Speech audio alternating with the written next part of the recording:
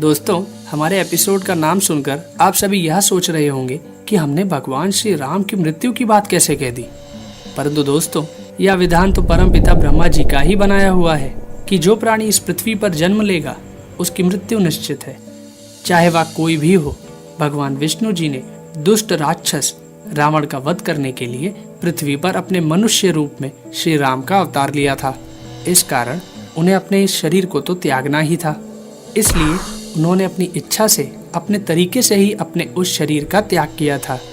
दोस्तों, भगवान श्री राम और उनके साथ ही पृथ्वी पर अवतार लेने वाले उनके तीनों भाइयों और उन सभी वानरों ने अपने शरीर का त्याग किस प्रकार किया था, यह हम अपने इस एपिसोड में देखते हैं। दोस्तों, आप रामायण की इस कहानी के बारे में तो जानते ही हैं कि रावण का वध करने के बाद जब भगवान श्री राम अपना वनवास पूरा करके अयोध्या वापस आए थे तो वह उस अयोध्या नगरी के राजा बने थे और सुखपूर्वक रहने लगे थे। परंतु इसी बीच उनके राज्य के एक धोबी के उन शब्दों ने उन्हें दुविधा में डाल दिया था, जिसमें धोबी ने अपनी एक रात घर से बाहर रही धोबन को अपने घर से बाहर निकालते हुए क्रोध में यह कह दिया था कि मैं राजा राम नहीं हूँ जो किसी पराये के घर में रहकर आई सीता को अपने साथ रख लूं।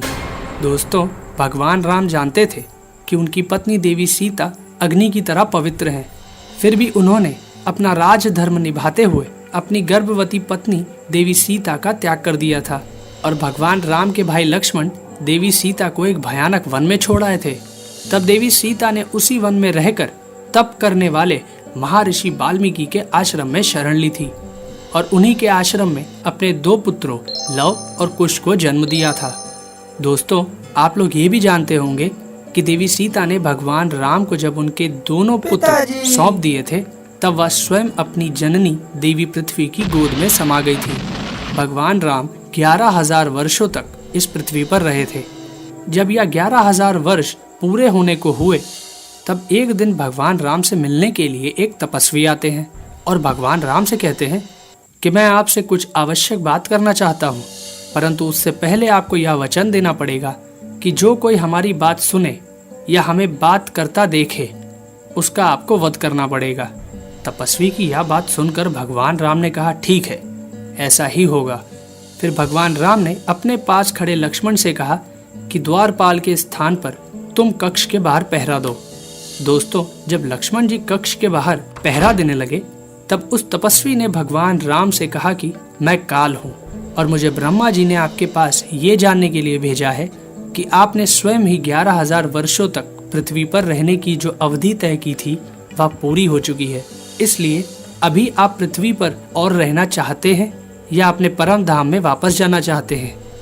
दोस्तों, जब भगवान श्री राम काल के साथ कक्ष में बातें कर रहे थे तभी दुर्वासा ऋषि भगवान राम से मिलने की इच्छा से उनके द्वार पर आ गए थे और उन्होंने कक्ष के बाहर पहरा दे रहे लक्ष्मण से कहा कि श्री राम को मेरे आने की सूचना दे दो।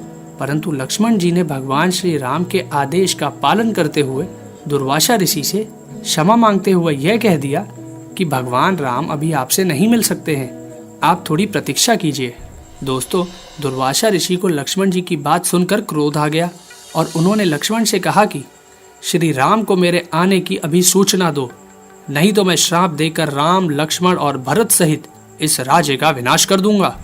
दोस्तों, दुर्वासा ऋषि की यह बात सुनकर लक्ष्मण जी ने सोचा, ऋषि के श्राप से सभी का विनाश होने से अच्छा है कि अकेले मेरी ही मृत्यु हो।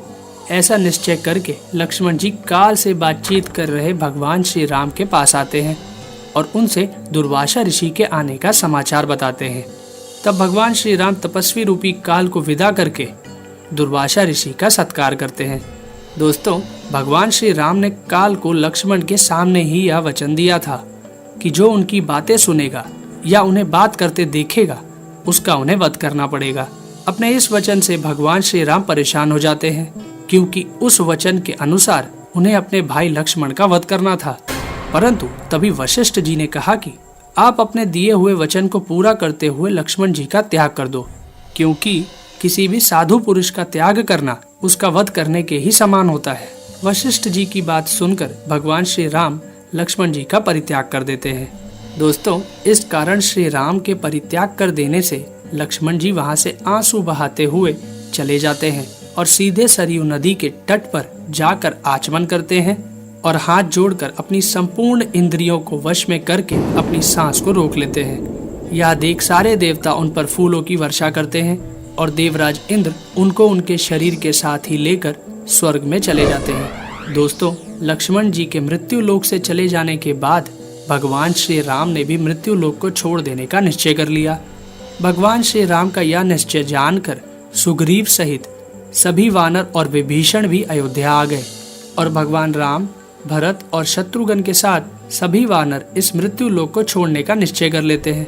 तब भगवान श्री राम ने जामवंत, हनुमान, विभीषण सहित 5 लोगों को मृत्यु लोक छोड़ने से मना कर दिया और सभी वानर और अयोध्या वासियों ने भगवान श्री राम के साथ सरयू नदी में प्रवेश किया और उस सरयू नदी के जल में विलीन हो गए। तो दोस्तों, हमारी ये कहानी आपको कैसी लगी अपने कमेंट्स हमें ज़रूर शेयर करें। साथ ही इस वीडियो को शेयर करना और चैनल को सब्सक्राइब करना भी ना भूलें। धन्यवाद दोस्तों।